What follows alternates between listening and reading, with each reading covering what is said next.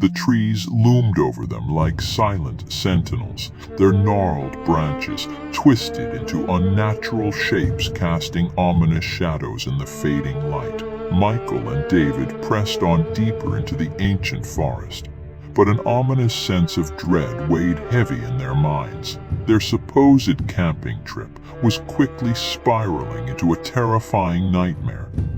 As night fell, the brothers scrambled to start a fire, desperate for its comforting glow to chase away the encroaching darkness. But the fire provided little solace, its flickering flames only serving to distort the surroundings into more grotesque silhouettes. David paced anxiously, jumping at every rustle of leaves and creak of branches. "We shouldn't have come so far in. Something isn't right about this forest," he muttered. Michael said nothing, staring wide-eyed into the shadows. He alone had felt the icy gaze of something monstrous observing their every move since entering this cursed. A bone-chilling howl shattered the ominous silence. Too close for comfort, the brothers scrambled for their gear as another cry answered, closer still. Within moments, the forest erupted with a chorus of snarls and shrieks unlike any animal they had heard before. "Run!" David screamed, taking off into the dark without hesitation. Michael raced after him blindly, branches clawing at his flesh as unseen creatures gave chase. The brothers crashed through the undergrowth, deafened by their own thunderous footfalls and the howls gaining behind them. Michael risked a glance back to see a nightmare rendition of humanity emerging from the brush. Shadowy figures crouched low to the ground on distended limbs, flesh rotting off misshapen frames to reveal glistening muscle and viscera beneath. Their gaping maws were twisted in agonized snarls, exposing rows of jagged teeth hungering for human flesh. Michael screamed a warning just as David crashed face first into an invisible barrier, reeling back with a spray of dark liquid. His brother's form fell unnaturally still to the forest floor. "No," Michael cried, skidding to a halt beside him. David lay in a growing puddle of his own blood, a glazed expression frozen on his lifeless features. His eyes stared unseeing at the sky as thick gashes wept fresh crimson across his broken body. Michael could only stand frozen in horror as the things closed in, their rancid breath misting the cold night air. A horrific chuckle startled him from his stupor, and he spun to find the largest of the creatures looming over him, hackles raised in anticipation. Its lipless maw split impossibly wide to reveal rows upon rows of dripping fangs. This was no mere beast, but an intelligent and malign force of the night-given putrid flesh. "Stop, please. What do you want from us?" Michael pleaded, backing away until his legs hit his brother's corpse. The thing cocked its head unnaturally as if considering his plea. "You intrude where you do not belong, little morsels.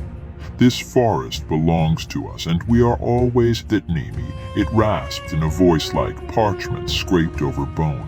The gathered monsters broke into another manic fit of laughter. Michael's mind raced for any means of escape as grasping shadows closed in. His eyes fell upon David's backpack lying discarded in the dirt, and an idea formed. However desperate, he snatched it up and rummaged inside frantically. His fingers closed around the flashlight and he switched it on, thrusting the beam directly into the largest monster's eyes.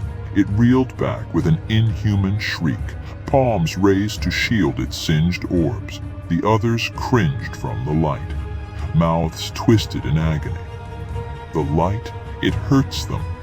"Run," Michael shouted, keeping the torch trained on the creatures as he darted into the forest once more. His feet pounded the earth as he raced blindly into the night, the chorus of angry howls and shrieks dogging his steps. Branches whipped Michael's flesh bloody, but he ran on, driven by adrenaline and sheer terror. His lungs burned for air. Yet he dared not pause, the sounds of pursuit ever close. He crashed through the undergrowth without thought for direction, praying only to put distance between himself and those things. Suddenly the earth vanished beneath his feet, and Michael tumbled over an unseen drop, landing in a bone-jarring heap at the bottom. Agony lanced through his leg bent at an unnatural angle, but he stifled a shriek, hearing faint rustlings above. Michael clutched the flashlight in a death grip as shadows crept down the ravine side, yellow eyes peering through the brush. His breath caught in his throat, but the things did not attack, tracing the edge of the light warily. A memory surfaced then of a documentary claiming certain predators would not chase prey over unfamiliar terrain in darkness. He prayed these creatures followed similar instincts as the light retreated with their withdrawal. Only when silence descended once more did Michael allow himself to shake, collapsing back against the dirt. His leg was surely broken, and he was lost deep in these unnatural woods, with God knows what else dwelling within. David lay dead, and Michael was utterly alone. Weeping turned to ragged laughter bursting uncontrollably from his lips as hysteria took hold. He had never felt so small or powerless in his life. The flashlight's beam swept aimlessly through the ravine, picking out twisted tree silhouettes watching silently from above. A flickering glint caught his eye amid the mulch, and Michael dragged himself closer on raw hands and one good leg. Clutched between gnarled roots was an old leather-bound journal, its weathered pages clinging stubbornly to the remains of some past explorer. He pulled it free eagerly, hoping for clues within to aid his escape or unravel the mysteries of these cursed woods. The first entry chronicled a village long lost to time, inhabitants driven mad by strange lights and noises within the forest border. Subsequent passages delved into darker mysteries. Rituals performed deep in the wood and an entity summoned that fed on human fear and suffering. It warped the land and minds of men, twisting nature into formless abominations that haunted the perimeter come nightfall. The entity's power grew until the corrupted forest consumed the village entirely. All who entered never emerged, doomed to become playthings for the things that lurked in the endless trees. Michael came to understand then the true nature of the presence stalking his every step since entering this place. It had sensed his fear and drawn those warped souls of the forest straight to him like moths to flame. Now it toyed with him for its own perverse entertainment, content to let the corrupted beasts do its bidding, unless an idea formed desperate but his only hope of escape. The journal held accounts of ritual banishing attempted by past victims, first recorded in an archaic language nearly illegible. But scattered phrases popped out. Pleas to higher powers, bonfires, intricate patterns scored into the earth. With dawn still hours away, Michael gathered foliage and twigs for kindling, then began scrawling the ritual design into the soft soil beside his flashlight's beam with a broken tree limb. Each symbol burned itself into his memory as his mangled leg screamed protest. Sweat poured from his brow. By the time the format was complete, but he was not finished, clutching the journal close, Michael began reciting the passages phonetically to the best of his ability. Wind kicked up through the ravine, whipping his hair and tattered clothing madly. The trees swayed and creaked as if in pain.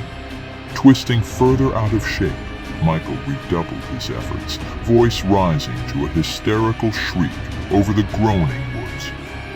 A fire flickered to life within the ritual circle, catching instantly with an unnatural whoosh. Blue-white flames licked hungrily at the kindling as a sickly sweet smoke billowed forth. The light fluctuated wildly, shadows dancing a macabre ballet upon the ravine walls. Something was coming, pushing back against the summoning with crushing force. Escape or death, it mattered not, only an end to this torment. The trees screeched in a hellish cacophony fit to rupture eardrums as a vast inky blackness coalesced above the flames. Two pits of endless void regarding him with malevolent intent from a featureless shroud. A wave of pure malice crashed over Michael's psyche, seeking to overwhelm his crumbling resistance. This thing was ancient beyond comprehension, and infinitely more powerful than any human magic. Its malformation of the forest was but a fleeting amusement. Puny souls like his existed only to sate its endless hunger. But through the haze of crippling pain and fear, Michael found an inner well of defiance. He would not allow this entity to claim another victim without a fight. Gaze locking with those bottomless dark orbs, he spat blood and shrieked the final invocation with every shred of willpower and soul yet intact. An unearthly shriek rent the air as the monstrosity was forced back through the flames. The entity's shriek blended with the cacophony of the twisting, groaning trees until it felt as if the very forest were howling in agony. Michael collapsed, consciousness fading, as the abomination was dragged back from whence it came. As the world darkened around the edges, Michael thought he glimpsed signs of dawn light filtering through the tortured branches above. Had he managed to banish the entity until daybreak? Or was this a cruel trick before its final feast? Unending hours seemed to pass in that purgatorial state between wakefulness and oblivion. Dreams of grasping shadows and guttural laughter tormented Michael's fading mind. Just as the horrors seemed ready to swallow him whole, a voice cut through the miasma. "Hello, is someone down there?" Michael stirred weakly at the distant call, unable to muster a response through ruined vocal cords. Boots crunched above, accompanied by the glow of lanterns penetrating the ravine. Figures appeared silhouetted against the crisp morning sky, rappelling down with concerning haste. Paramedics by their uniforms and equipment. Somehow, a search party must have been alerted to the brothers' failed return. Michael wanted to weep at the deliverance, even as medic hands assessed his battered form with calm efficiency. A brace was fitted to his shattered leg, followed by pain medication coursing blessed relief through ravaged nerves. Questions bombarded him as the rescue crew scrambled back to solid ground, but Michael could only rasp fragments between racking coughs. His throat may heal, but those memories would scar his soul till dying day. For now, escaping that unholy place was victory enough. The forest faded into the trees as they hauled him from that blighted realm. Michael refused to look back, focus fixed on the rising sun stretching golden fingers across an innocent sky. His ordeal was over for the present, yet in nightmares to come, those yawning voids may yet pull him back into the eternal midnight of a realm not meant for human witness. For now sleep claimed him, and Michael sank into oblivion's embrace, hoping never to glimpse the horrors lurking in that nameless wood's trackless depths ever again. His warning may spread, but some doors were meant to remain forever shut against the things that crawl and whisper in the outer dark.